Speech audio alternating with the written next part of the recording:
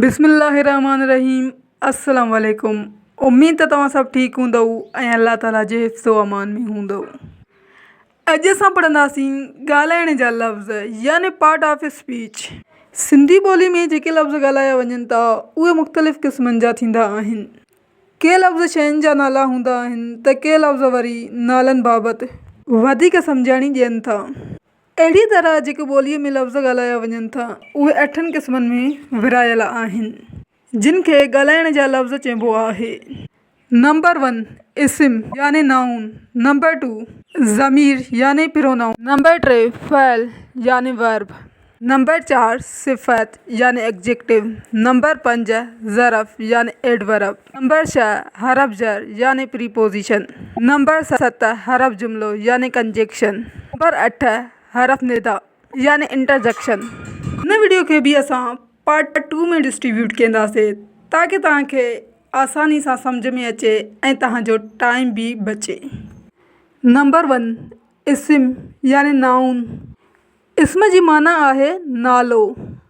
इस्म उहो लफ़्ज़ आहे जेको कंहिं माण्हू साह वारी शइ जाइ कम हालत ऐं ख़ासियत जे नाले खे इस्म चइबो आहे।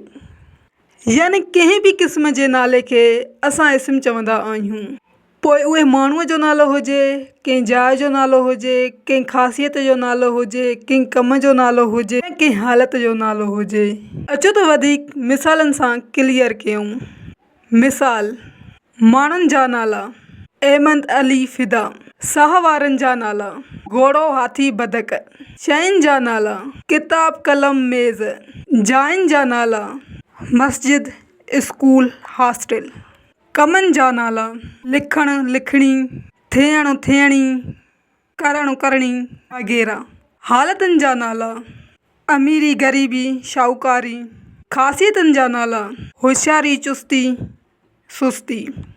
अचो त हाणे जुमलनि में इस्तेमालु करे सम्झूं। सावण वटि रिढियूं ऐं ॿकरियूं आहिनि। नंबर 2 स्कूल मस्जिद जे भरिसां आहे। नंबर 3 मेज़ ते कलम काग़ज़ ऐं मस रखियल आहे। नंबर 4 हफ़्ते में 7 ॾींहं थींदा आहिनि। नंबर 5 अहमद लिखण पढ़ण में होशियारु आहे। नंबर 6 मींहुं पियो आहे चौधारियूं सावक थी आहे। नंबर 7 अमीरी तोड़े ग़रीबी में तंदुरुस्ती ज़रूरी आहे। अचो त हाणे वधीक क्लियर कयूं। ॾिसो सावण अहमद माण्हुनि जा नाला आहिनि। जुमलनि में ॾिनल हुयो न सावण अहमद। रिढियूं ऐं ॿकरियूं साह वारनि जा नाला आहिनि। स्कूल ऐं मस्जिद जायुनि जा नाला आहिनि। हफ़्तो ऐं ॾींहं वक़्तनि जा नाला आहिनि। मेज़ कलम काग़ज़ मस शयुनि जा नाला आहिनि। पढ़णु लिखणु कमनि जा नाला आहिनि। सावक ख़ासियत जो नालो आहे यानी क्वालिटी। अमीरी ग़रीबी तंदुरुस्ती हालतुनि जा नाला आहिनि जेके असां सिर्फ़ु महसूसु करे सघंदा आहियूं ॾिसी न सघंदा आहियूं। ॾिसो असां अमीरी खे ॾिसी सघूं था उनखे महसूसु करे सघंदा आहियूं। ईअं ग़रीबी खे बि असां महसूसु कंदा आहियूं ऐं तंदुरुस्ती खे बि असां महसूसु कंदा आहियूं। मथे ॾिनल सभिनीनि नालनि खे ग्रामर में इस्म चइबो आहे। यानी कंहिं बि नाले खे असां इस्म चवंदा आहियूं। पोइ चाहे उहो कंहिं जाइ जो नालो हुजे, कंहिं शइ जो नालो हुजे, कंहिं कम जो नालो हुजे, कंहिं ख़ासियत जो नालो हुजे, कंहिं माण्हू जो हुजे, कंहिं जानवर जो हुजे या कंहिं हालत जो नालो हुजे। उमेद आहे त तव्हांखे इस्म सम्झ में अची वियो हूंदो। नंबर 2 ज़मीर यानी प्रोनाउन। ज़मीर जी माना आहे बदिरां या एवज़।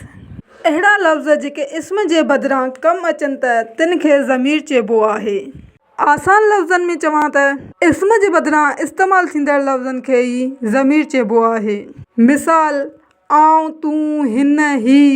अचो त हाणे सम्झूं त इस्म जे बदिरां कीअं था इहे लफ़्ज़ इस्तेमालु थियनि। मिसाल कामरान चयो आउं वञां थो। अली तूं हिन कुते खे छो थो मारीं। ही कलम आहे। मथे ॾिनल जुमलनि में आउं तूं हिन ही अहिड़ा लफ़्ज़ आहिनि जेके कामरान अली कुते ऐं कलम बदिरां इस्तेमालु थियल आहिनि। जीअं आउं लफ़्ज़ो कामरान जे बदिरां इस्तेमालु थियल आहे। तूं लफ़्ज़ो अलीअ जे बदिरां इस्तेमालु थियल आहे। हिन लफ़्ज़ो कुते जे बदिरां इस्तेमालु थियल आहे ऐं ही लफ़्ज़ो कलम जे बदिरां इस्तेमालु थियल आहे। ईअं ई ज़मीर इस्म जे बदिरां इस्तेमालु थींदो आहे। उमेद आहे त तव्हांखे हाणे इहो बिल्कुलु क्लियर थी वियो हूंदो त ज़मीर कीअं इस्म जे बदिरां इस्तेमालु थींदो आहे। नंबर 3 फ़इल याने वर्ब। फ़इल जी माना आहे कमु। उहो लफ़्ज़ जेको जुमिले में हुअण, करण, सहण, थियण ऐं पवण जी माना ॾेखारे त उनखे फ़इल चइबो आहे। तौरु खाइणु, पीअणु, लिखणु, थियणु, हुअणु, करणु वग़ैरह। अचो त जुमिला ॾिसूं जीअं वधीक क्लियर थिए। सुठो शागिर्द हमेशह लिखण पढ़ण में मशगूल हूंदो आहे। नंबर 2 हमेशह साफ़ सुथरियूं शयूं खाइण पीअण घुरिजनि। नंबर 3 नेक थियण लाइ नेक माण्हुनि जी सोबत इख़्तियार करणु घुरिजे। नंबर 4 बीमार हुअण जी हालत में आराम करणु ज़रूरी आहे। मथनि जुमिलनि में खाइणु, पीअणु, लिखणु, थियणु, हुअणु ऐं करणु इहे कम आहिनि। इन्हनि कमनि जे करण खे ई फ़इल चइबो आहे। उमेद आहे त तव्हांखे फ़इल क्लियर थी वियो हूंदो। नंबर 4 सिफ़त यानी एग्जेक्टिव। सिफ़त जी माना आहे तारीफ़ या साराह बयानु करणु। सिफ़त उहो लफ़्ज़ आहे जेको इस्म जो गुण, अगुण, क़िस्म, अंदाज़, मिक़दार या क़दुरु बयानु करे उनखे सिफ़त चइबो आहे। मिसाल गुण सुठो, ईमानदार, होशियारु। गुण ख़राब, मोगो, बेईमान। क़िस्म शिकारपुरी, पाकिस्तानी। अंदाज़ 1, 2, 5, ॿियों। मिक़दार या क़दुरु गो, वॾो, बिंदरो वग़ैरह। आसान लफ़्ज़नि में चवां त सिफ़त में असां कंहिंजी क्वालिटी ॿुधाईंदा आहियूं, चाहे उहा ख़राबु हुजे, सुठी हुजे। अचो त हाणे कुझु मिसाल ॾिसूं जीअं तव्हांखे वधीक क्लियर थिए।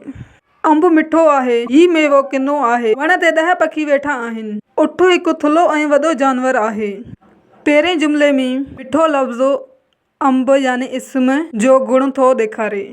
ॿिए जुमिले में किनो लफ़्ज़ इस्म जो अगुण ज़ाहिर करे थो। टिएं जुमिले में लफ़्ज़ 10 पखियुनि जो अंदाज़ थो ॾेखारे। चौथे जुमिले में थुल्हो ऐं वॾो लफ़्ज़ उठनि जो मिक़दार थो ॾेखारे। उमेद आहे त तव्हां हिन वीडियो मां काफ़ी कुझु सिखियो हूंदो ऐं तव्हांखे काफ़ी हेल्प मिली हूंदी। असांखे ॾियो हाणे इजाज़त, वरी मिलंदासीं हिकु नए वीडियो सां गॾु। तेसीं ताईं जे लाइ अल्लाह हाफ़िज़, ख़ुदा निगहबान।